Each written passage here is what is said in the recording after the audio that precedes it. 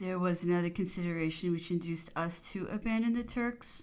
We were treating under the idea of retaining the chief part of our conquests. This was a resolution taken. We could not therefore reasonably require the Russians to surrender the Turkish provinces of which they had possession unless support was to recover them. Now, if Russia already threatened to ruin the Turkish Empire, what would become of it after the loss of its provinces? To support it, it would evidently have been necessary to employ our utmost exertions for carrying on the war, and consequently, we could not afford to sacrifice any of the advantages we possessed. In short, we must have relinquished the work in which we were engaged to have commenced another. That is to say, we must have set about the destruction of the Russian Empire. This plan was proposed to the emperor, but another idea occupied his mind. He wished to terminate the war and to contract an alliance which his interests in Europe demanded. He thought this alliance might be formed with the emperor, for whom he felt a prepossession.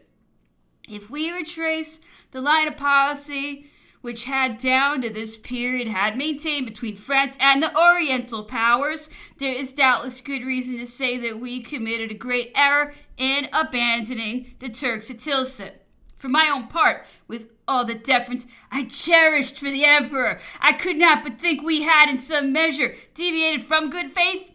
But on examining the matter minutely and without prejudice, it must be allowed that the emperor was justifiable if his intention was to assume a more advantageous position in the Levant, especially as he had foreseen what must infallibly happen in that part of the world when he should be withdrawn from the scene of life and the government of France placed under a minority.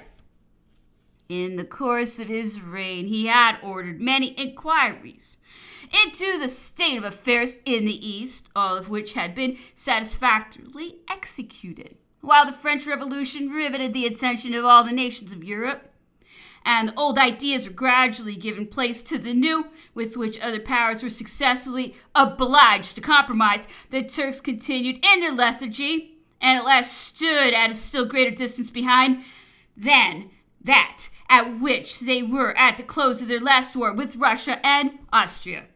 The dismemberment of Poland and Sweden was particularly unfortunate for them. The resources of these two powers, formerly their allies, being transferred into the hands of their enemies, their fate became inevitable. And without being a profound politician, it was easy to perceive that Turkey would soon be nothing more than a dependency of Russia. The powers who are interested in the preservation of Turkey had not paid sufficient attention to the different roads which the Russians have opened for themselves through that country. Every country in the world has become more or less accessible to the seductions of the cabinet of St. Petersburg, which will one day or other exact liberal payment for its exertions in the destruction of France.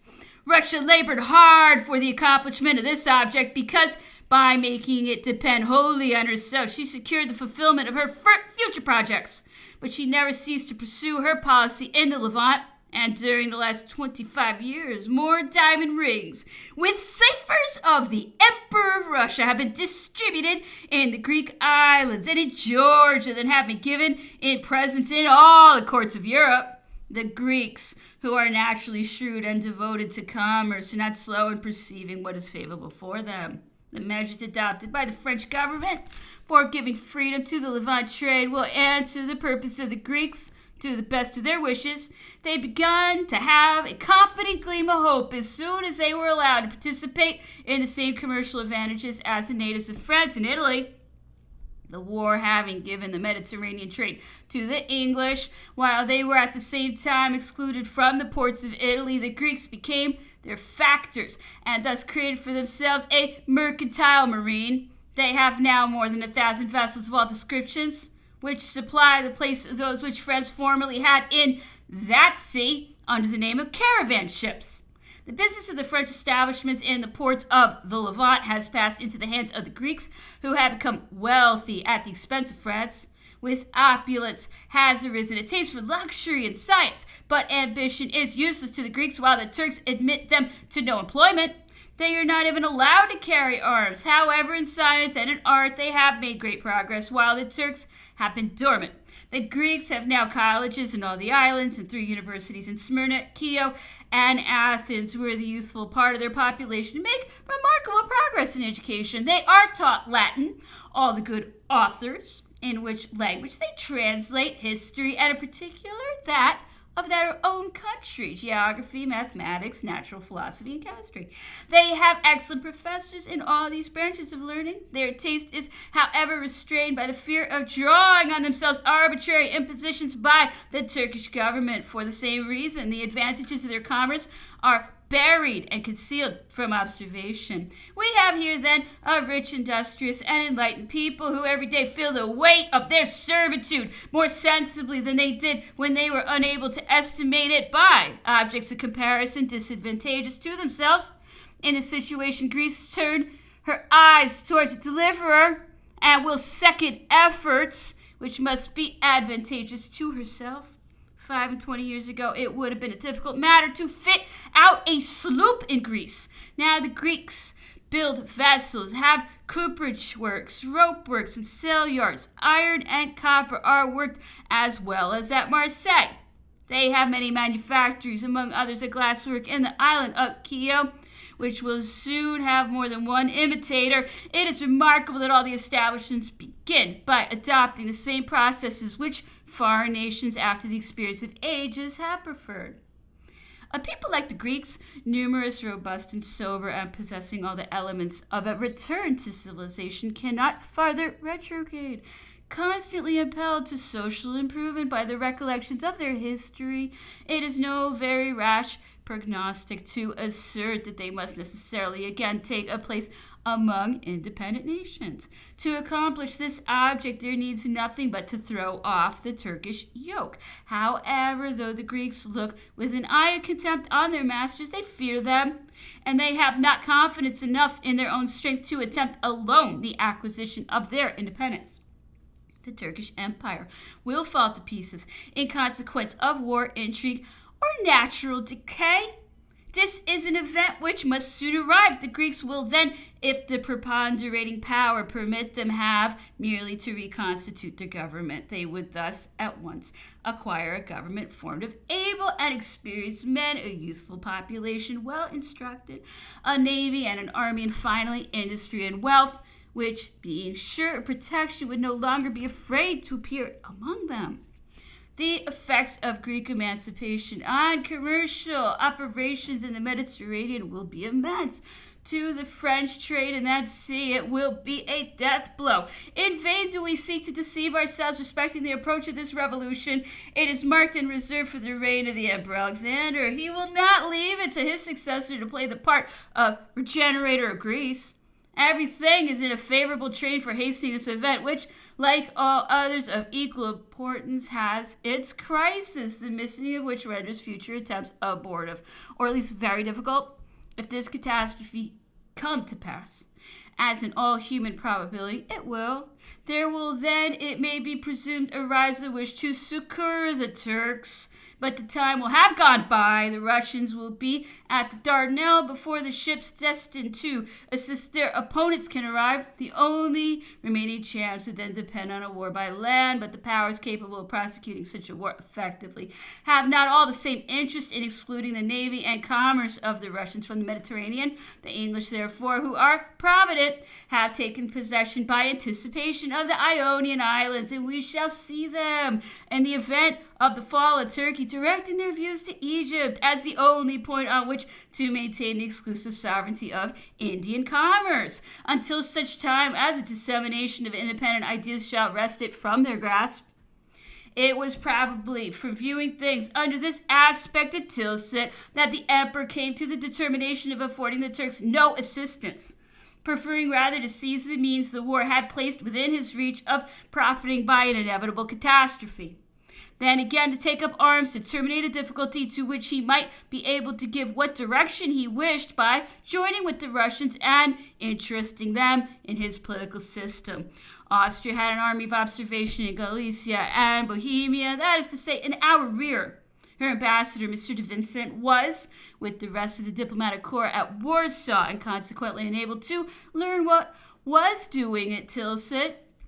from which all but the contracting parties were excluded. Austria therefore lost no time in dispatching General Studerheim from Vienna, and he arrived at Tilsit during the conferences. The general took care so to order his route as to avoid Königsberg, or doubtless I should have detained him. He was ostensibly charged with the compliments usual on such occasions, but I suspect the true motive of his mission was to do at Tilsit what Monsieur de Vincent found it impossible to do at Warsaw. Monsieur de Studerheim left Vienna after the Battle of Friedland. Was his mission undertaken with the view of learning how that event had affected the Russians, of forming an estimate of their further resources, and of giving them on the part of his government assurances of friendly feeling? This supposition is not unsupported by probability, especially as he might also be charged with a mission of an inverse character. That is to say, in the event of the Russians being completely crushed and Poland regenerated, the doing which depended on the emperor. Mr. de Studerheim might then be commissioned to negotiate, under these circumstances, an arrangement with France. I am fully persuaded that the emperor's ministers consider the question under this twofold point of view, and that the result of their deliberation was to advise the prosecution of the war, but as his only object was to unite a power to his system and to contract an alliance for France and himself, the emperor conceived he had obtained that object and gave up all idea of pursuing the other plan. In thus acting, he could not be suspected of bad faith. It appeared to him less difficult to bring about an alliance between Russia and France than between France and Austria. The Prussian government had charged Monsieur Haugwitz with a similar mission in 1805. After the Battle of Friedland, the resources of the Emperor Napoleon were immense. Russia had no longer an army, and the Emperor could by some marches beyond the Niemen make himself master of the better part of the recruiting resources of Russia, as well as the rest of Prussia. Poland might be regenerated and her army organized before the Austrian forces could be brought into operation. Yet all these advantages were foregone, because the Emperor sought with good faith an alliance, in furtherance of which the conferences at Tilsit took place. The two powers, sincerely wishing to approximate, considered only how they could agree, which was the great object of their desire, and not the seeking for new points of contest. France required Russia to enter heartily into her quarrel against England and to consent to the changes contemplated in Spain, which were to be the immediate removal of the reigning family to America and the reassembling of the courts for the purpose of altering the dynasty, or, in other words, to recommence in inverse direction the work of Louis XIV. Russia demanded Finland and the Turkish provinces as far as the Danube, and required acquiescence in the local arrangements she should be obliged to adopt, such as the emancipation of the Servians, and, if possible, the separation of Hungary. The revolution of the Seraglio, which broke out at Constantinople against the Sultan Selim, and the sudden reconciliation of his successor with England, gave the Emperor Napoleon some degree of uneasiness, since he had no time to remodel his system of policy in that quarter. He could not but fear that the English might procure peace for the Turks, and that the Russian army in Moldavia might then be employed to repair the losses experienced at Friedland. Had this been the case, the Russians might have spun out the negotiations so as to afford Austria an opportunity of undertaking something with the chance of success. The Emperor therefore chose to secure the fortune that presented itself rather than to run fresh hazards. He treated without reference to the Turks, and leaving it to Russia to continue her operations against them, she in return engaging to leave it to France to do the same in Spain. The Russians went straight forward in their transactions with the Swedes and Turks. But the affairs of Spain having taken an unfortunate turn, the Emperor Napoleon foresaw the consequences and demanded the interview of Erfurt to consolidate his policy with Russia. He came away with less satisfaction than he had hoped for, but yet not with the slightest idea of the war which took place in 1809. That event completely shook his confidence in the Tilsit alliance, and in demanding the Illyrian provinces in the month of October 1809, He only sought a new route by which he might proceed to the assistance of the Turks without complicating his policy by passing through foreign countries. He was now bent on defending the Turks, finding that the Russians had already gained too much merely by the resistance which he experienced in Spain. He was, however, still inclined to ally himself with that power, but he perceived that his work at Tilsit was all to do over again, for the only war which Russia could carry on against the English was a commercial one. But English commerce was protected pretty much in the same way as formerly. Sugar and coffee, which came from Riga, were sold at Mentz. Thus, the inconveniences of the Treaty of Tilsit alone remained without any of its advantages, and the Emperor determined on an alliance with Austria, with the resolution of resuming all the advantages he was entitled to claim from the Battle of Friedland. After the marriage, this was clearly perceived by Russia, or rather she was not suffered to entertain a doubt on the subject. Had the War of 1812 proved fortunate, Illyria would without a doubt have been detached from Austria. It was with that view the Emperor made it a separate government in order that its cession might be the more readily negotiated. But because France is not now on bad terms with Russia, it is to be believed that the latter will on that account refrain from the execution of enterprises she was bold enough to venture on heretofore.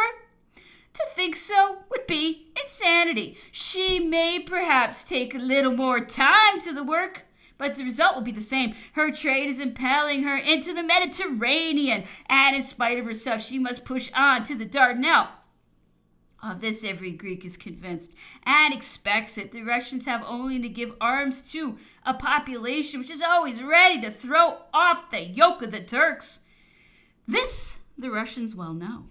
Chapter 9. The Emperor of Russia was, in his part, obliged to make some sacrifices in our favor. The French minister proposed, in the first instance, to erase pressure from the number of powers, and it certainly was solely owing to the solicitations of the Emperor of Russia that she was preserved. The losses which Prussia sustained were enormous, but as she had no compensations to offer for their restitution, she was obliged to submit to them. The Emperor of Russia took from Prussia the district of Bialystok on the banks of the Narev. We then, who were enemies, might expect not to be taxed with spoliation for the manner in which we divided the country, for if conquest be a right, we had acquired it.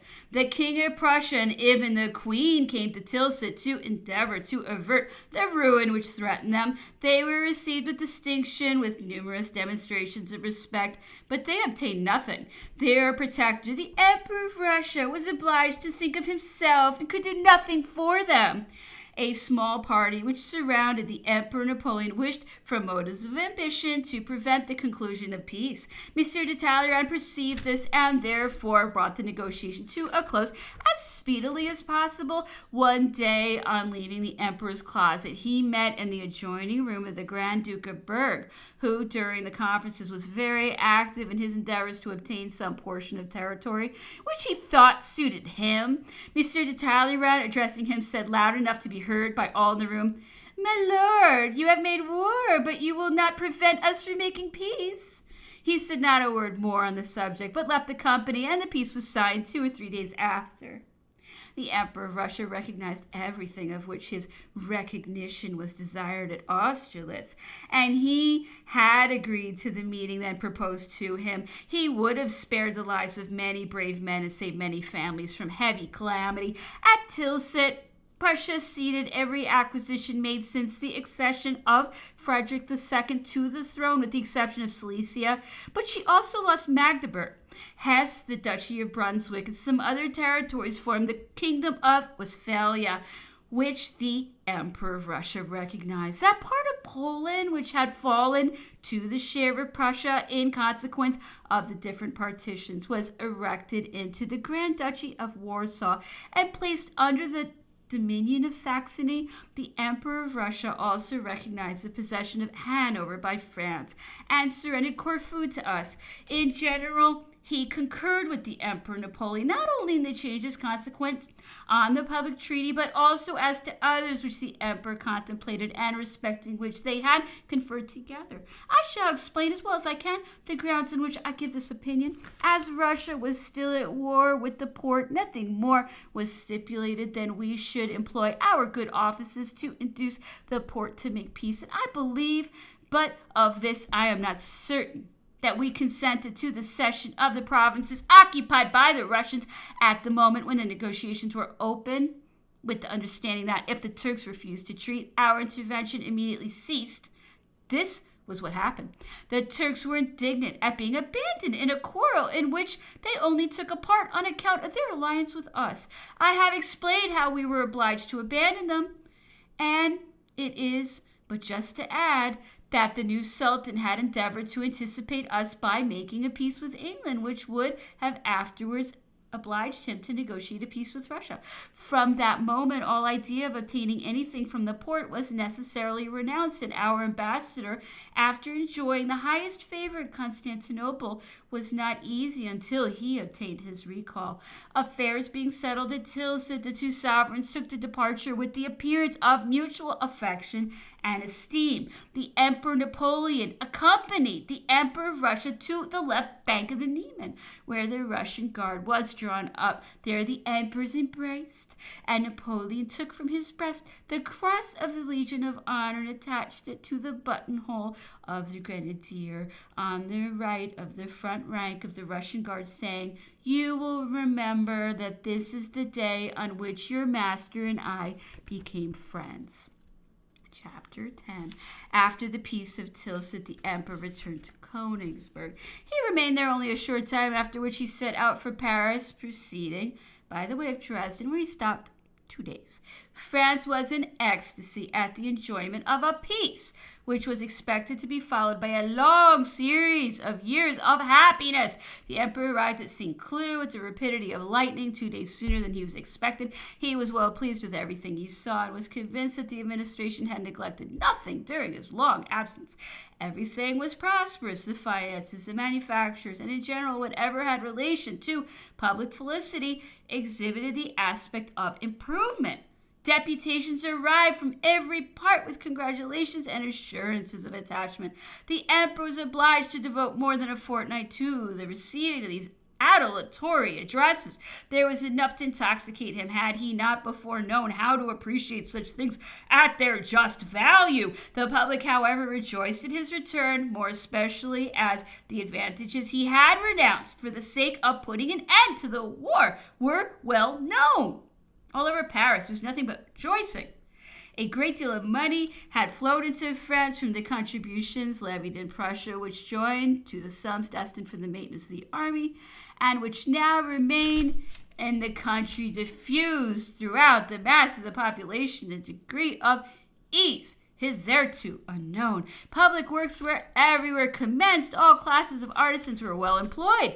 Every industrious individual earned sufficient for a respectable maintenance and found himself enabled to extend his enjoyments. New roads, canals, and various public establishments were undertaken and carried on with remarkable order and regularity. It was indeed indispensable that the administration should be confided to able and upright hands, in order that no part of the immense machine which was put in motion might be impeded or deranged.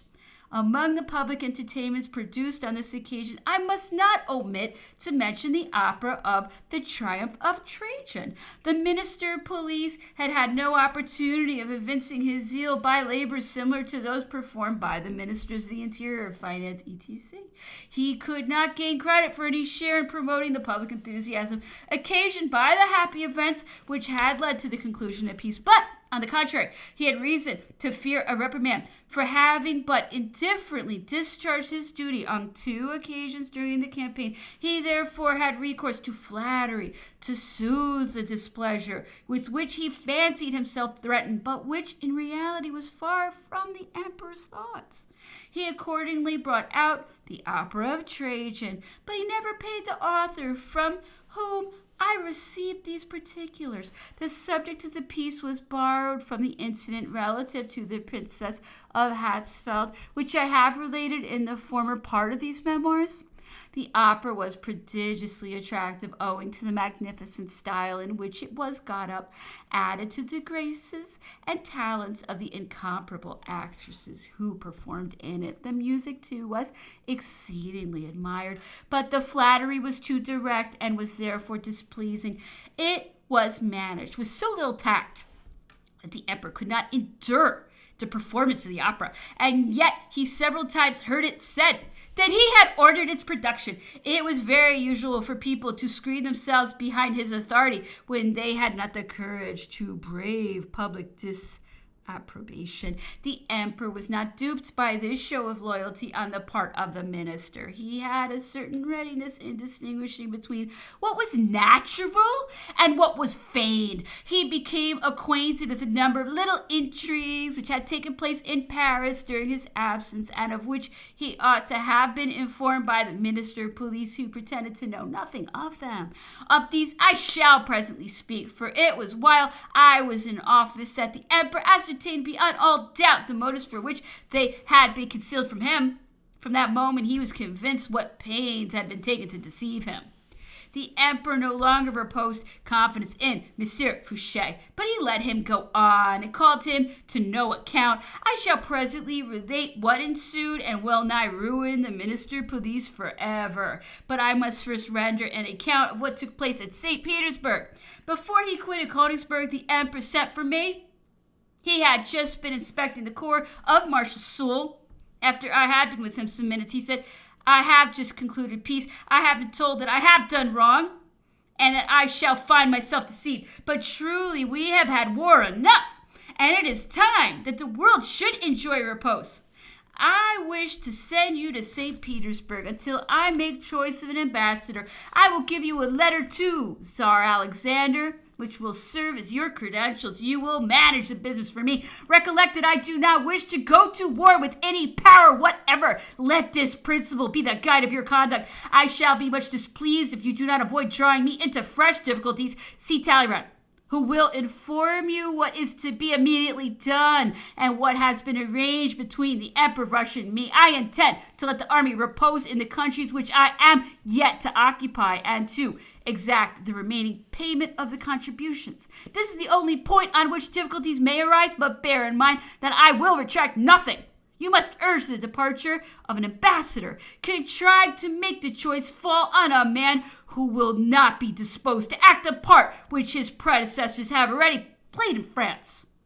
After I receive your first communications, I will send you the secret treaty. In your conversation, carefully avoid anything that may be offensive. For instance, never speak of war. Do not condemn any custom or comment upon any absurdity. Every nation has its peculiarities, and it is too much the habit of the French to compare all customs with their own and to set themselves up as models. This is a bad course, and by rendering you obnoxious in society, it will prevent you from succeeding in anything. Finally, if my alliance with Russia can be strengthened and rendered permanent, neglect nothing to obtain this object. You know how I have been deceived by the Austrians and Prussians. I place confidence in the Emperor of Russia, and there exists nothing between the two nations to oppose a perfect intimacy of relationship. Use your best endeavors to bring it about.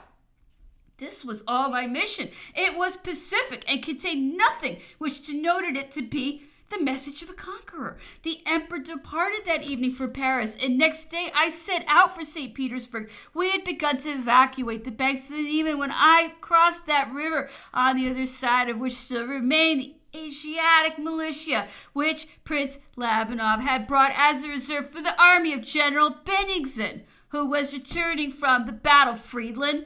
The Russian guards had departed some days before, and the Russian troops who remained as a safeguard of the emperor could not have opposed one of our army corps.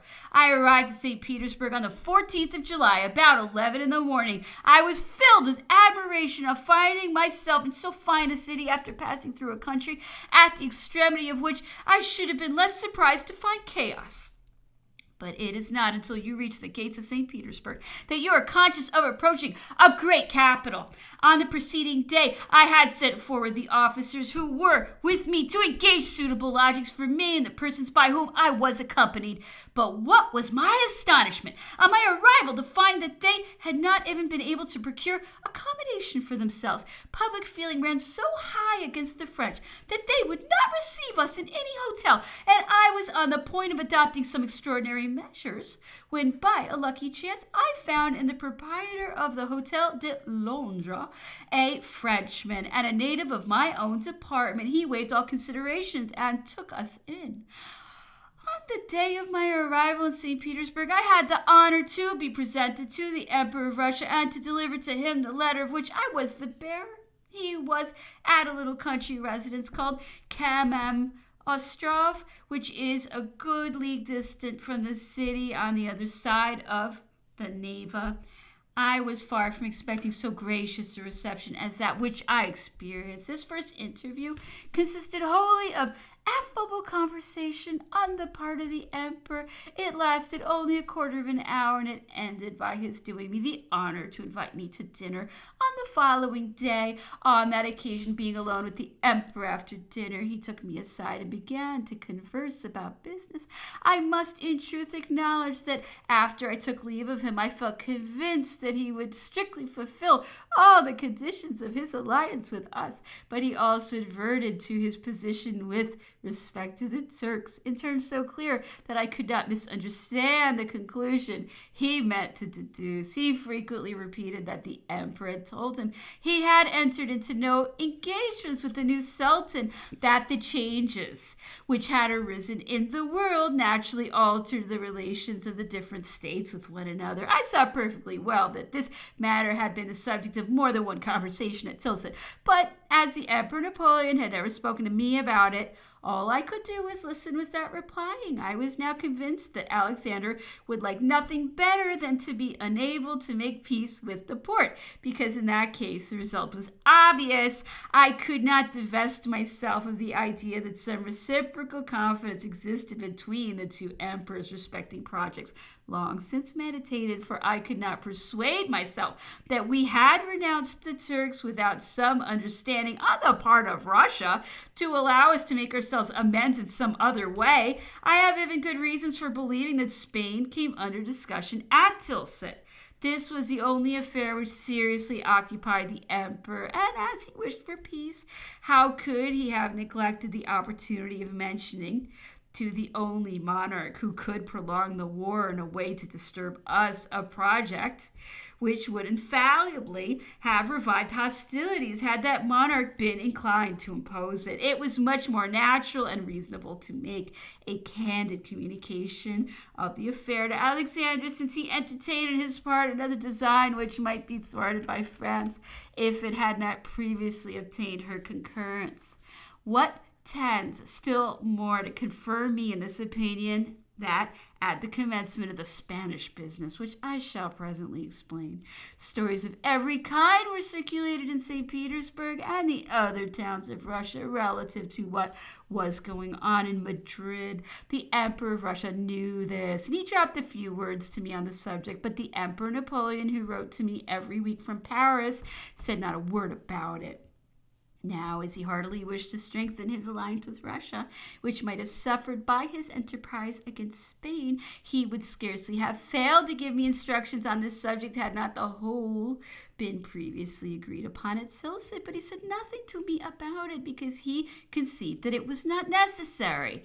I passed 6 months at St. Petersburg, and the attentions which I received from the Emperor Alexander would have rendered it difficult for me to have maintained the gravity of the diplomatic character if I had any important affairs to treat. But fortunately, my business was all of so agreeable a kind that these 6 months might be called so many honeymoons. I had nothing but pleasant intelligence to communicate, and I was, properly speaking, the confidential medium of our interchange of compliments and presents of every description.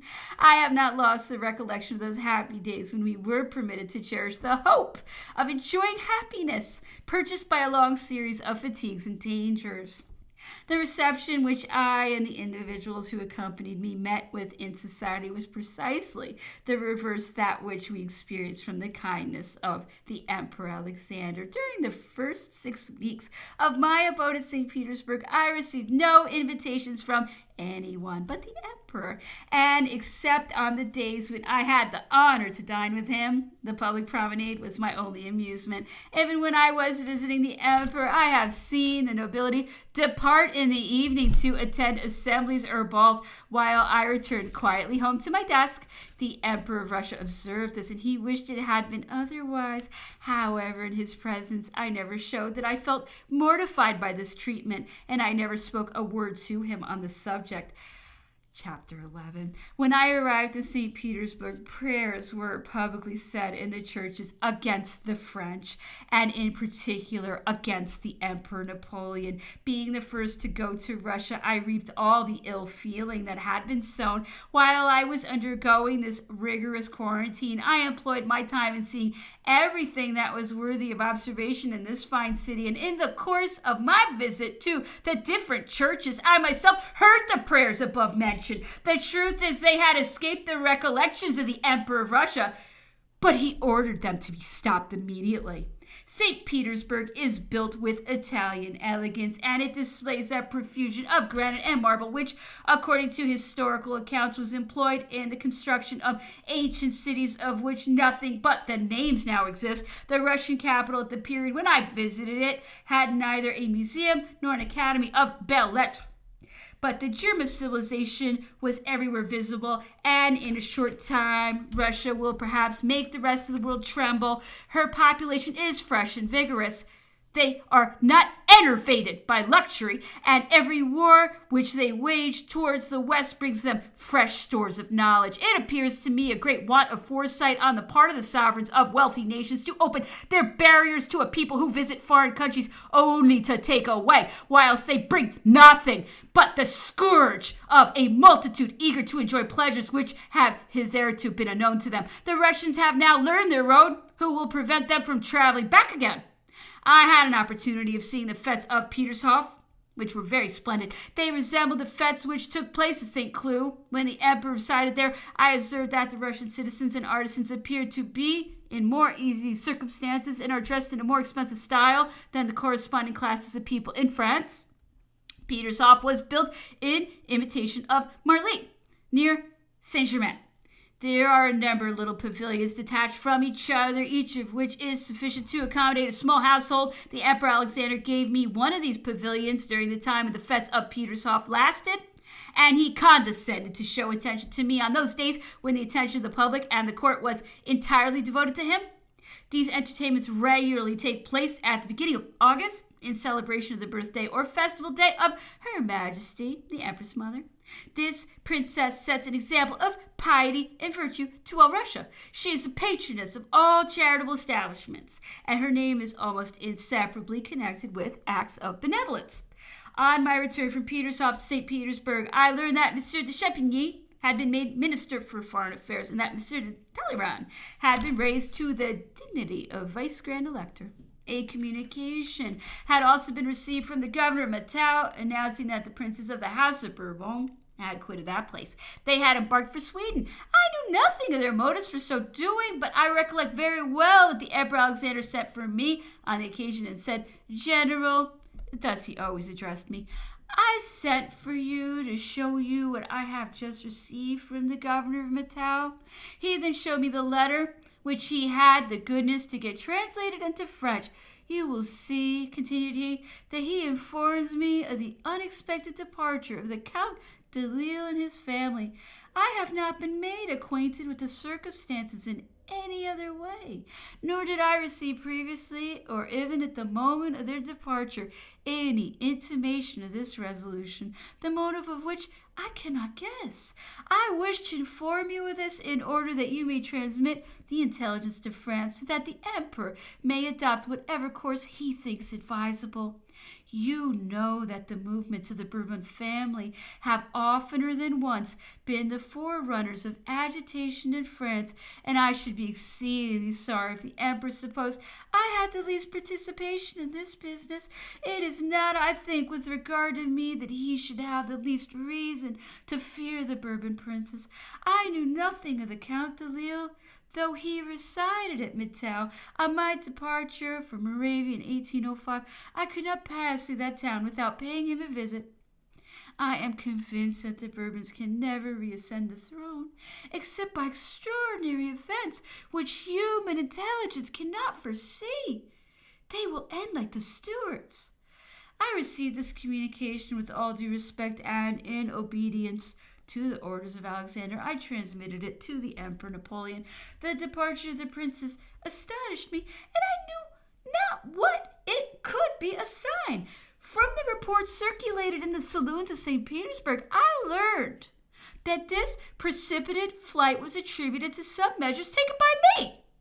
It was even asserted that the royal family had received intimidation, that they were not secure against another attempt similar to that which had been made during their residence at Warsaw. To me, all this was a mystery which I felt very curious to unravel, and I seized the opportunity of one of my private interviews with the Emperor Alexander to bring about an explanation. I accordingly learned from the Emperor himself that a plot had actually been formed against the life of the Count de Lille while he resided at Warsaw, that the Emperor's opinion, had been long undecided on this subject, but that he was now convinced it was a base intrigue in which a government like that of the Emperor Napoleon could never have any share. It was not until I was installed in office in 1810 that I was enabled to investigate this affair. I then discovered that the circumstance had only been known in the police department through the noise made about it by the Prussian administration at Warsaw, who wished to give it a serious complexion. I learned that suspicion had fallen on Sieur Galomboyer, who was a head officer in the Department of Foreign Affairs in France. He had, at that period in question, appeared at Warsaw, where he had held communication with persons in the king's household. On the discovery of the plot, he suddenly took his departure and returned to France, where he died shortly after his arrival without being reemployed. I now saw that the alarm of the king was perfectly natural when he understood that a minister who was in the emperor's confidence had arrived at St. Petersburg. I submit these details to the public in order that persons who were contemporary with the events to which they refer may be enabled to judge of their accuracy. I was still engaged in clearing up this business when I received the emperor's reply to my dispatch. It was to the following effect: General Savary, I have received your letter of blank. Thank the Emperor Alexander for the communication which he directed you to make me. He is mistaken if he supposes that I attach the least importance to anything that the Count de Lille can do. If he is tired of his residence in Russia, he may come to Versailles. I will make him every necessary provision. I pray God, etc. I am very certain that this letter was among those which I consigned to my successor as documents belonging to the embassy. If preserved, it must be in the parcel endorsed September or October 1807. But I solemnly declare that the above is a correct copy of it, with the exception perhaps of some slight difference of expression in the concluding sentence. I left it in the packets of my correspondence so that, in case of recurrence of similar circumstances, my successor might dispense with the trouble of writing to Paris to ascertain the emperor's intentions on the subject.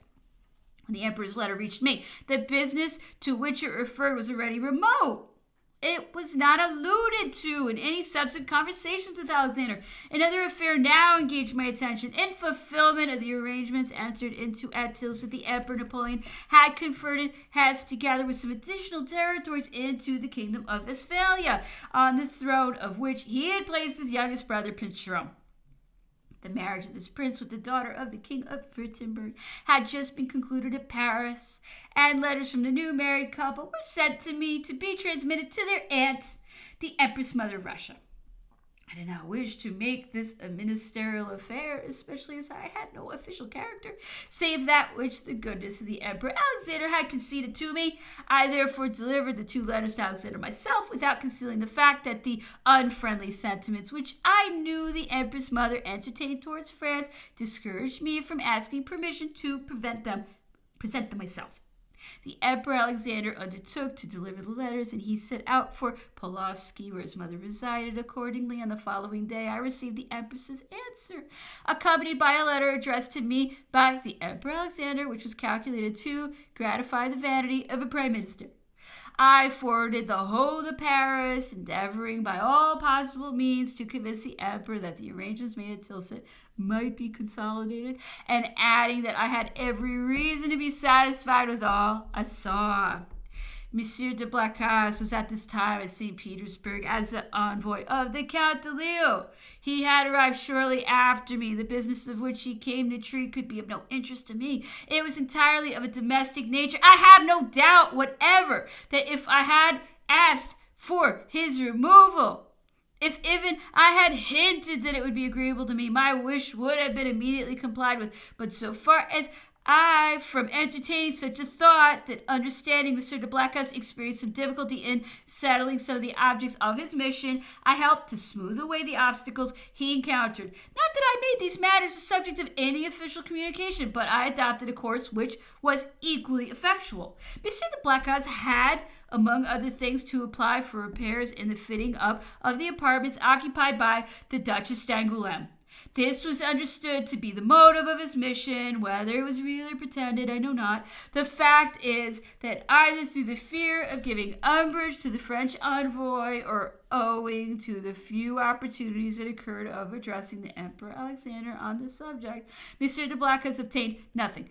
As soon as I understood this, one of the first uses I made of the favor enjoyed was to explain myself on the subject in categorical terms to the persons with whom Monsieur de Blacas had to negotiate, adding that were it not for the fear of giving offense to the Emperor Alexander, I would adopt measures for the execution of the repairs that were solicited, and would take the whole matter on my own responsibility, being well convinced that what I did would meet with the Emperor Napoleon's approbation. This soon reached the quarter where I wished it to be known, but Monsieur de Blacas must surely have been ignorant of these facts.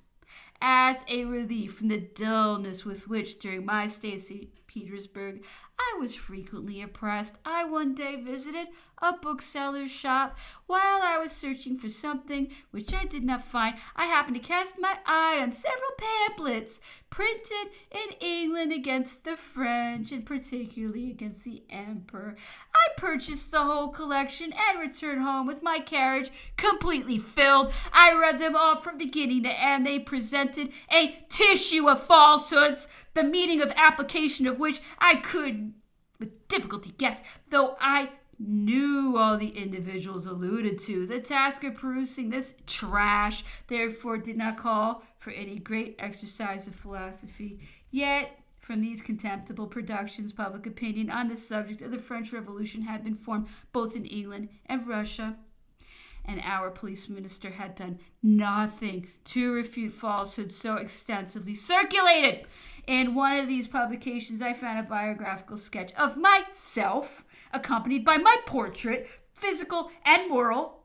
Neither the one nor the other was a flattering likeness. It was stated that I was the son of the porter to a hotel, that having committed some crime, I enlisted to escape the punishment of the law, and that I had a certain shrewdness which I turned to some account during the disorders and sanguinary scenes of the Revolution. A certificate of my birth would have been a sufficient refutation of these assertions, which, however false as they were, obtained general credit. My moral portrait was still worse, and according to these luminous guides of public opinion, no hangman ever better deserved than I the epithets which they lavished on me, though in reality I felt annoyed at being exhibited in these colors to the eyes of foreigners whose opinion might possibly in some degree react on that of my own countrymen. I adopt the only course which became me. I search my conscience, which is always the best judge to which an honest man can appeal. And on this occasion, it taught me to despise the unmerited accusations of which I was the object. It counseled well, for my heart has retained no resentment, and I never sought revenge, though I have had more than one opportunity of taking it. I resolved then to smile at all these matters, and to take my share in the pleasantry which others wish to turn against me. A man who is conscious of his own integrity has always an advantage over impostors, and I came off successfully in all explanations. I recollect the dining one day with the Emperor of Russia, whose dinner party was never less than 12 or 15, that the reigning empress did me the honor to address herself to me, saying, "General, pray, what country are you a native of?" "Madame, I am from Champagne." "But is your family French?" "Yes, madame, it also belongs to Champagne, to Sedan, the district in which the fine cloth is made." "I thought you were a foreigner. I was told that you were a Swiss." "Madame, I understand what your majesty alludes to. I know that such a story has been published, for I have read it, but I beg of your majesty not to form your opinion by publications of that description." The empress saw that I had discovered what was passing in her mind. By mere accident, I had that very day read everything relating to myself in the pamphlets of which I have spoken. The Empress of Russia probably wanted to ascertain how far their statements might be depended upon, and she had too sound an understanding not to perceive to which side justice was due. Various trifling circumstances of this kind contributed to render the society of St. Petersburg less unfavorable to me, and I gradually succeeded, though not without difficulty, in getting thrown open to me the doors of houses before which it had seemed on my first arrival necessary that I should open trenches. But as people are everywhere apt to run into extremes, and particularly in Russia, I had in the sequel as much trouble in avoiding the officious attentions of the higher circles as in the first instance I had need of patience to enable me to endure their uncivility. I must here observe that the Russian ambassador repaired to Paris precisely at this period. I took care to recommend him and the whole of his suite to all the elegant and amiable ladies who then graced the capital of France. I did not omit one. At the moment of their arrival, Paris was uncommonly gay. They were invited everywhere, and most assuredly I met with no return of such politeness in Russia. But I wish to supply the embassy with introductions, because the tone of an ambassador's first dispatches is always affected by the impression made on him when he arrives, which very often depends on the reception he experiences from the people as well as the sovereign. My object was attained, and I was compensated for all the sulky airs I had met with by the conviction that I had secured the Russian legation against the risk of experiencing a similar reception in Paris. Chapter 12. The Emperor Alexander had just received intelligence from Turkey. The Turks refused to make peace, but this requires explanation. It had been agreed at Tilsit that France should interpose her good offices to bring about the peace between Russia and the Porte. In fulfillment of this article of the treaty, the Emperor Napoleon had sent General Guilleminot to the Turkish army to smooth down differences, having previously communicated his intention to General Sebastiani, his ambassador at Constantinople. The Turks really wished to negotiate, but they became indignant on discovering that it was expected that they should cede Wallachia and Moldavia to the Russians, and that we intended to abandon them in this dilemma. They had sense enough to perceive that we were settling our own affairs at their expense. They said reasonably enough we should have been no worse off instead of being conquerors. The French had been beaten. They were right, and perhaps we ought not to have abandoned them at the risk of making another campaign. They therefore declared that unless the provinces they had lost were restored to him, they would not treat, and would renounce the intervention of France. They even went so far as to demand the restitution of a ship of war which they had recently lost in the archipelago, and which had been taken in an engagement between the Russian squadron and theirs.